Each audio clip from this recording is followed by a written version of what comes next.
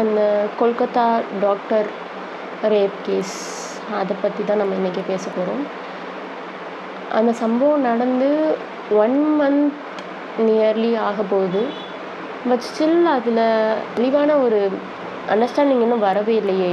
யார் பண்ணா, எவ்வளோ பேர் இன்வால்வ் ஆகிருந்தாங்கங்கிறது 1 month ஆகியும் இன்னும் ஒரு லைட்டுக்கு கொண்டு வரலையே யாரும். எல்லாருக்குமே தெரியும் யாராக இருக்கும் அப்படிங்கிறது. அந்த இன்சிடெண்ட்டில் இருந்தவங்க எல்லாருக்குமே தெரியும்.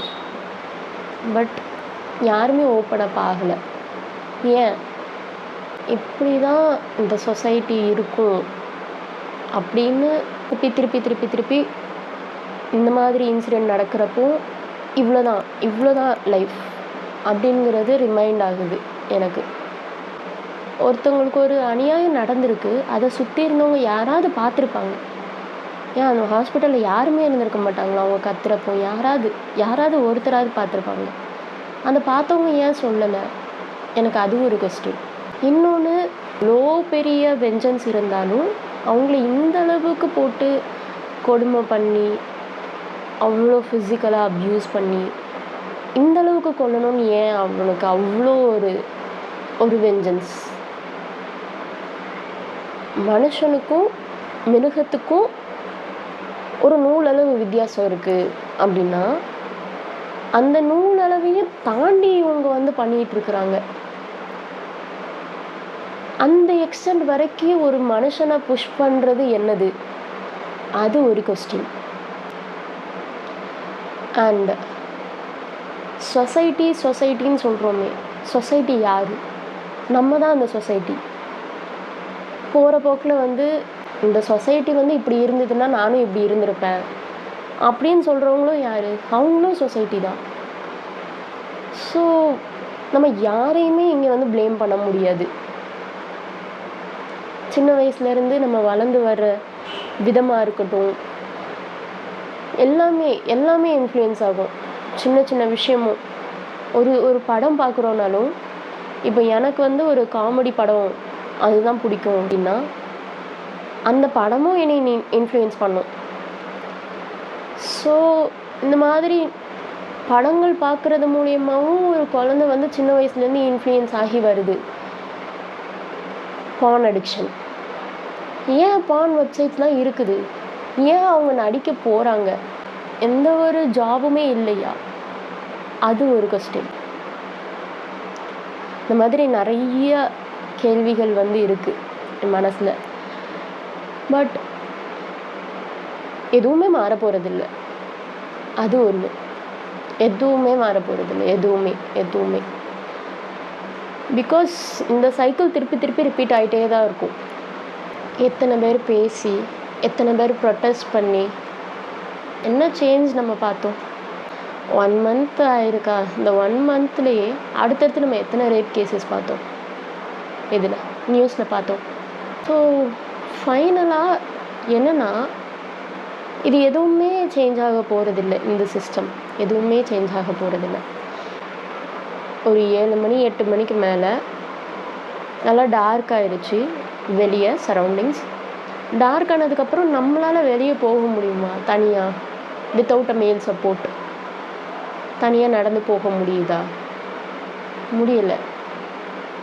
நம்மளோட லோக்கல்லே இப்படி இருக்குது. எங்கேயோ நார்த்துலேயோ அந்த சைடில் தான் இந்த மாதிரிலாம் சம்பவம் நடக்குது அப்படின்னு நம்ம நினச்சிட்ருக்கோம். இல்லை, நம்ம சரௌண்டிங்ஸில் எல்லாமே நடக்க தான் செய்யுது. பட் நம்மளுக்கு தான் தெரியாமல் இருக்குது. பஸ்ஸில் போகிற ஒரு பொண்ணும் ஃபேஸ் பண்ணியிருப்பா ஏதாவது ஒன் கைண்ட் ஆஃப் ஃபிசிக்கல் அப்யூஸை. ஏதாவது ஒன்று, உரசுறதா இருக்கட்டும், ஏதாவது ஒன்று. இந்த இந்தியாவில் பிறந்த எல்லா பொண்ணுமே ஒரு வாட்டியாவது ஒரு ஃபிசிக்கல் அப்யூஸ் ஃபேஸ் பண்ணியிருப்பா. இல்லைன்னே சொல்கிறதுக்கு வாய்ப்பே இல்லை. அது அவள் போட்டிருக்கிற ட்ரெஸ்ஸை வச்சு இல்லை, அவள் போட்டிருக்கிற மேக்கப்பை வச்சு இல்லை, அவள் போகிற இடத்த வச்சு இல்லை, அந்த பையனோட மென்டாலிட்டினால். இதை எப்போ இந்த சொசைட்டி புரிஞ்சுக்கிடுதோ, சொசைட்டினா நம்ம எப்போ இதை புரிஞ்சுக்கிறோமோ, அப்போது இந்த மாதிரி கேசஸ் வர்றது கம்மியாகும் அப்படின்னு நம்ம வந்து புரிஞ்சுக்கலாம். வேறு ஒன்றுமே பண்ண முடியாது இப்போ இருக்கிற இதில். நம்மளே நம்மளை வந்து ப்ரொடெக்ட் பண்ணிக்கிட்டால் மட்டும்தான் முடியும். No one is going to protect you. No one, literally. சொல்லுவாங்க இந்த மாதிரி ட்ரெஸ் வந்து ஃபுல்லாக கவர் பண்ணிட்டு போனால் அந்த மாதிரி பண்ணியிருக்க மாட்டாங்க. நைட் இந்த மாதிரி நீ வெளியே போகாமல் இருந்தால் பண்ணியிருந்திருக்க மாட்டாங்க. Who gave the rights to rape them? I don't know.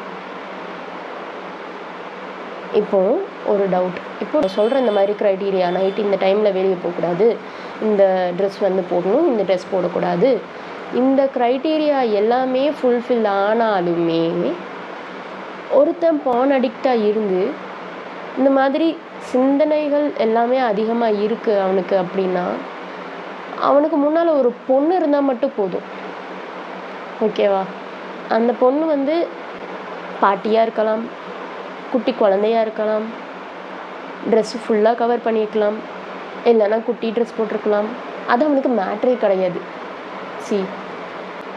சரி, அவங்க சொல்கிற மாதிரி இந்த மாதிரி ட்ரெஸ்ஸு, அப்புறம் மாதிரி நைட் டைம் வெளியே போகக்கூடாது, இந்த மாதிரியே அவங்க இருக்காங்க அப்படின்னா இந்த க்ரைம்ஸ்லாம் கம்மியாயிருமா?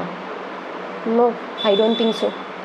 அப்போ ஏன் சின்ன ஆட்டுக்குட்டி, உடும்பு, பன்னி இதுங்கிட்டலாம் ஏன் அவங்க வந்து அனிமல் செக்ஸ் வச்சுக்கிறாங்க? பெஸ்டியாலிட்டி, செக்ஸ் வித் அனிமல்ஸ். இப்போது இந்த ரெண்டு சைடும் இந்த சொசைட்டி வந்து ஒரு ஜஸ்டிஃபிகேஷன் வைக்குது. இந்த மாதிரி ஒரு பொண்ணு இருந்தான்னா ரேப் கேசஸ் நடக்காது அப்படின்னு ஒரு ஜஸ்டிஃபிகேஷன் வைக்குது.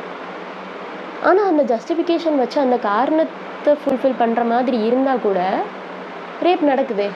அப்போது அவங்க கொடுத்த அந்த ஜஸ்டிஃபிகேஷனுக்கு வேலிடே இல்லையே. அப்போ என்ன தெரியுது? சின்ன வயசுலேருந்து ஒரு பையனை வளர்க்குறது தான் கஷ்டம்.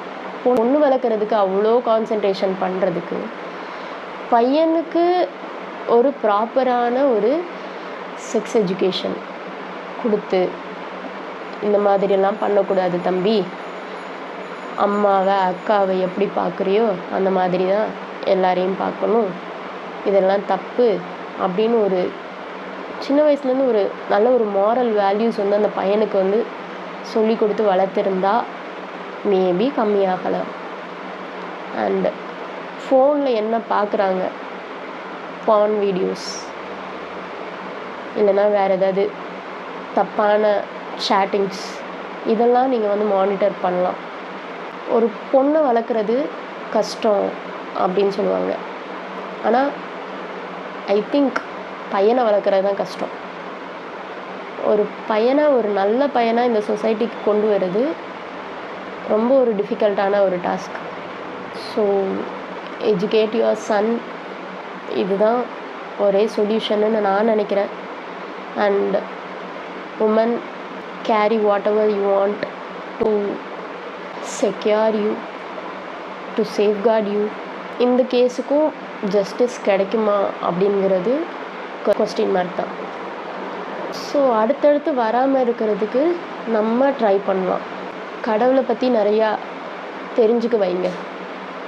கடவுள்னு ஒருத்தர் இருக்கிறாரு, அவர் எல்லாத்தையும் பார்க்குறாரு, ஒரு 4 சவுத்துக்குள்ளே ஒரு விஷயம் நடக்குது அப்படின்னா மனுஷங்க சுற்றி இல்லைனாலும் கடவுள் ஒருத்தர் பார்த்துட்ருக்காரு. ஒரு பையனுக்கு சின்ன வயசுலேருந்தே அப்படிங்கிற விஷயம் வந்து தெரியணும். கடவுள் பயம் அப்படிங்கிறது ஒரு ஹியூமன் பீயிங்க்கு இருந்துச்சுனாலே மோஸ்ட் ஆஃப் த க்ரைம்ஸ் வந்து நாட்டில் நடக்காதுன்னு நான் பர்சனலாக பிலீவ் பண்ணுறேன். The most important thing to be done அப்படின்னு கேட்டுக்கிட்டிங்கன்னா ப்ரேயர். கண்டிப்பாக ஏதோ ஒரு பவர் நம்மளையும் காட்டிலும் ஒரு பவர் இருக்குது. ஸோ யாருமே பார்க்கல அப்படின்னு தப்பு செய்கிறவங்க தான் இங்கே நிறைய பேர். எல்லோரும் சொல்லுவாங்க, குழந்தைங்க வந்து கெட்ட வார்த்தை வந்து பேச மாட்டாங்க, கேட்ட வார்த்தைகள் தான் பேசுவாங்க அப்படின்னு சொல்லுவாங்க. பேரண்ட் வந்து எப்படி பேசிக்கிறாங்க அதை எல்லாமே குழந்தைங்க சின்ன வயசுலேருந்து நோட் பண்ண ஆரம்பிக்குங்க எல்லாமே. இப்போது நீங்கள் வந்து ஒரு பையன்ட்டையோ பொண்ணுகிட்ட இருந்தோ உங்களுக்கு ஃபோனை வந்து வாங்கி வைக்கணும், ஃபோன் அடிக்ஷனை நிப்பாட்டணும் அப்படின்னா அந்த வீட்டில் இருக்கிற யாருமே அவன் கண்ணு முன்னால் நீங்கள் ஃபோனை யூஸ் பண்ணக்கூடாது. அப்படின்னா மட்டும்தான் ஃபோன் அடிக்ஷன் நிப்பாட்ட முடியும்.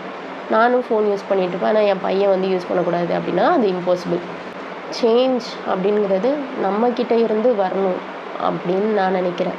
Let's hope for the better future. Thank you.